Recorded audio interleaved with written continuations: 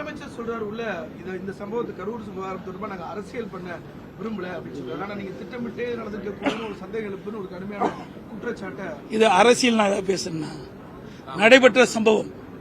இதே முதலமைச்சர் சொல்றார், தமிழக உறவுன்னு சொல்றார். என்ன அந்த உணர்வோடு தான் நானும் பேசுறேன். இன்றைக்கு அவர் சொல்லும்போது முதலமைச்சர் ஒரு கருத்து சொல்றார். இந்த சம்பவத்தில் உயிரிழந்தவர்கள் எந்த கட்சியை சார்ந்தவர்களாக இருந்தாலும் என்னை பொறுத்தவரையில் அவர்கள் நம்முடைய தமிழ். அந்த உணர்வோடு தான் நான் பேசுறேன், எங்கேயுமே அரசியல் பேசுறேன். இந்த சம்பவம் நடைபெற்ற அடுத்த நாள் காலையில் 27 நடக்குது, 27/9/2025 நடக்குது. நான் 28/9/2025 நேரடியாக மருத்துவமனைக்கு போய் அங்கே இறந்தவர்களுக்கு அஞ்சலி செலுத்திவிட்டு பாதிக்கப்பட்ட காயமடைந்தவர்களை நான் நேரடி ஆறு சொன்னேன். அப்போ பேட்டி கொடுக்கும்போது நான் எந்த அரசுக்கு என்ன உண்மை தெரிந்த பிறகு நாம் செய்தியாளர் சந்தித்து விவரங்களை தெரிவிக்கலாம் என்று தான் தெரிவித்தேன். இன்று வரைக்கும் அரசியல். ஆனால் இன்றைய முதலமைச்சர் 0 அவரில் பிரதான எதிர்க்கட்சி கரூர் சம்பவம் குறித்து பேசிய பிறகு அவர் அதுக்கு பதில் சொல்லியிருந்தா பரவாயில்ல.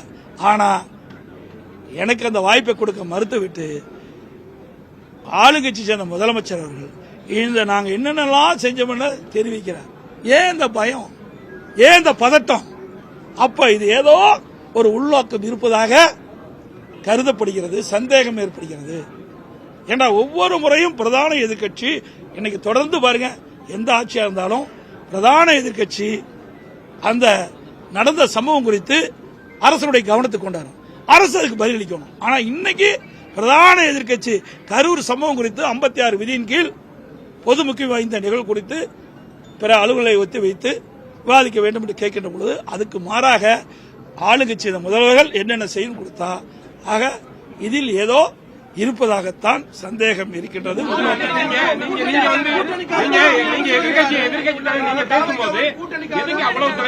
சபாநாயகர் அவ்வளவு பேசுறாரு, மற்ற எல்லாமே பேசும்போது என்ன டார்கெட் பண்ணி, ஏன்னா நீங்க பேச முதல்வர் பதிலளிப்பான்னு சொல்ல போது எதுக்காக உங்களையும் டார்கெட் பண்ணி பேசுறாங்க? அந்த தாவேக்கோட கூட்டுன்னு ஒண்ணு வந்துச்சு. இப்ப எதனால மத்த பேச விடாம சபாநாயகர் எதுக்காக உங்களுக்கு பதட்டம்? ஏன்னா இன்னைக்கு சிபிஐ விசாரணை மேற்கொள்ளப்பட்டு விட்டாங்க. உச்சநீதிமன்ற ஓய்வு பெற்ற நீதிபதி அதை கண்காணிக்கிறாங்க. பிறகு உச்சநீதிமன்றம் இந்த வழக்கை கண்காணிக்கும் சொல்லிட்டாங்க. இதுலதான் பல பிரச்சனை இருக்குது. நான் ஏற்கனவே சொன்னேன், நான் முழுமையா நான் சொல்லல. இருந்தாலும் அந்த கூட்டம் நடந்துகிட்டு இருக்கும்போது செருப்பு விசுறாங்க, உடனே ஆம்புலன்ஸ் வருது, விளக்கு மின்சார விளக்கு அணைக்கப்படுகிறது, தடியடி பிரயோகம் செய்யறாங்க. இப்படி நடக்கின்றது. இந்த கூட்ட நெரிசல் இப்படிப்பட்ட சம்பவம்லாம் நடந்தது. இதையெல்லாம் விசாரணையில் வரும். இந்த பயம் இருக்குது. இதை என்ன நான் முழுமையா நான் சொல்லல. அது விசாரணையில் வரும்போது நாட்டு மக்களுக்கு ஊடகத்தின் மூலமாக தெரிவிச்சா நல்லா இருக்கு.